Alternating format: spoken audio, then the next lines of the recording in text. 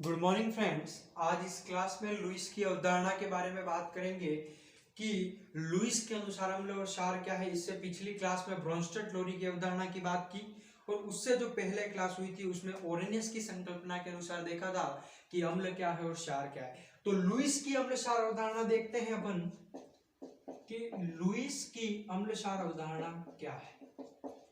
अम्ल एवं क्षार अवधारणा,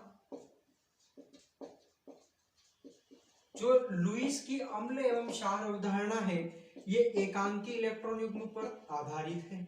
अब एकांकी इलेक्ट्रॉन युग्म की बात आई है तो एकांकी इलेक्ट्रॉन युग्म क्या होता है उसकी भी बात करेंगे। किस पर आधारित है? एकांकी इलेक्ट्रॉन युग्म पर आधारित है। तो एकांकी इलेक्ट्रॉन युग्म क्या है? सबसे पहली बात तो इलेक्ट्रॉन का ऐसा युग्म जो कभी भी बंधन में भाग नहीं लेता हो उसे क्या कहते हैं? एकांकी इलेक्ट्रॉन युग्म कहते हैं। तो यहां मैं लिख देता हूं एकांकी इलेक्ट्रॉन युग्म की परिभाषा और उसके बाद अपन डिफाइन करते हैं कि लुईस की अम्ल क्षार अवधारणा के अनुसार अम्ल क्या है, क्षार क्या है।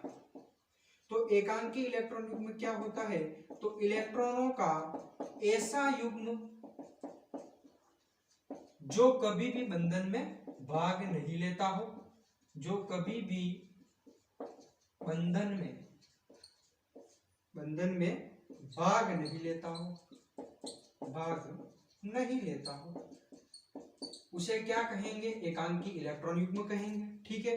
तो लुईस की अम्ल क्षार अवधारणा किस पर आधारित है? एकांकी इलेक्ट्रॉन युग्म पर। एकांकी इलेक्ट्रॉन युग्म क्या होगा? इलेक्ट्रॉनों का ऐसा युग्म जो कभी भी बंधन में भाग नहीं लेता। तो जो एकांकी इलेक्ट्रॉन युग्म दाता होता है वो तो क्या कहलाएगा? युग्म दाता तो क्या कहलाएगा? क्षार कहलाएगा और ग्राही अम्ल कहलाता है। क्षार और एकांकी इलेक्ट्रॉन युग्म ग्राही क्या कहलाएगा? अम्ल कहलाएगा। तो ओरेनियस ने कहा कि जो एकांकी इलेक्ट्रॉन युग्म दान करेगा वो तो क्या हो जाएगा? क्षार हो जाएगा। और जो एकांकी इलेक्ट्रॉन युग्म क्या करेगा? ग्रहण करेगा, उसे क्या कह देंगे? अम्ल कह देंगे। तो लुईस अम्ल क्या हो जाएंगे? ऐसे अम्ल जिनका अष्टक क्या होता है? जिनका अष्टक पूर्ण नहीं होता उन्हें क्या कहते हैं? लुईस अम्ल कहेंगे। क्यों कहेंगे? क्योंकि वो क्या कर रहा है? इलेक्ट्रॉन को ग्रहण करेगा। ग्रहण कब करेगा? जब उसका अष्टक पूरा नहीं है। तो अम्ल किसे कह देंगे? अम्ल किसे कहेंगे?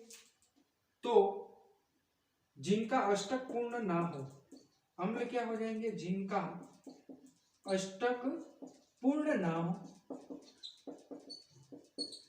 और क्षार क्या कर रहे हैं? ग्रहण प्रदान कर रहे हैं। सॉरी, क्षार क्या कर रहे हैं? प्रदान कर रहे हैं, यानी दाता है अर्थात उनका अष्टक पूर्ण है। उस अष्टक के पूर्ण हो जाने के पश्चात जो बचे खुचे इलेक्ट्रॉन होते हैं वो क्या कर रहे हैं? प्रदान कर रहे हैं। तो क्या हो जाएंगे? क्षार जिनका अष्टक पूर्ण होता है, जिनका अष्टक पूर्ण होता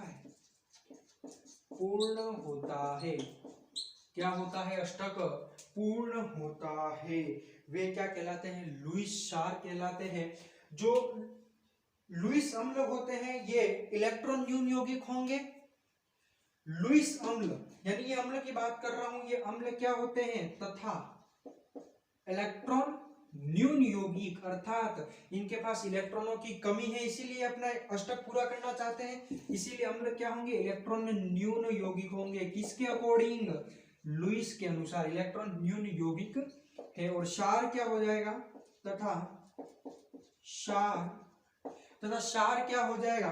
तो क्षार आपका इलेक्ट्रॉन धनी यौगिक हो जाएगा। तथा क्षार इलेक्ट्रॉन धनी यौगिक है, अर्थात वो इलेक्ट्रॉन प्रदान कर रहा है। क्षार यानी उसका अष्टक पूर्ण है। उस अष्टक के पूर्ण हो जाने के पश्चात जो इलेक्ट्रॉन बच रहे हैं उनको वो प्रदान कर रहा है, इसीलिए इलेक्ट्रॉन धनी प्रकृति का है।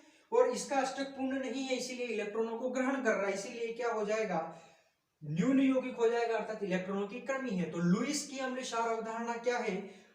सबसे पहले तो लुईस की अम्ल क्षार अवधारणा किस पर आधारित है? तो एकांकी इलेक्ट्रॉन युग्म पर आधारित है। तो एकांकी इलेक्ट्रॉन युग्म क्या है? तो इलेक्ट्रॉनों का ऐसा युग्म जो कभी भी क्या करता हो? बंधन में भाग नहीं लेता हो, उसे क्या कहते हैं? एकांकी इलेक्ट्रॉन युग्म। एकांकी इलेक्ट्रॉन युग्म दाता जो इलेक्ट्रॉनों का दान करेगा वो तो क्या हो जाएगा? क्षार। और जो ग्रहण करेगा वो क्या हो जाएगा? अम्ल। अम्ल क्या होंगे? जिनका अष्टक पूर्ण नहीं होता, और वो क्या होते हैं? इलेक्ट्रॉन न्यून यौगिक होंगे। क्या होंगे? इलेक्ट्रॉन न्यून यौगिक होंगे। और क्षार जिनका अष्टक पूर्ण होता है, और क्षार का अष्टक पूर्ण है, इसीलिए वो इलेक्ट्रॉन धनी प्रकृति के होंगे। लुईस अम्ल आपका हो जाएगा एग्जाम्पल, लुईस अम्ल और लुईस क्षार, दोनों का एक एक एग्जाम्पल लिख लेते हैं अपन। लुईस क्षार, लुईस अम्ल का आपका एग्जाम्पल हो जाएगा BF3 और इसका हो जाएगा NH3।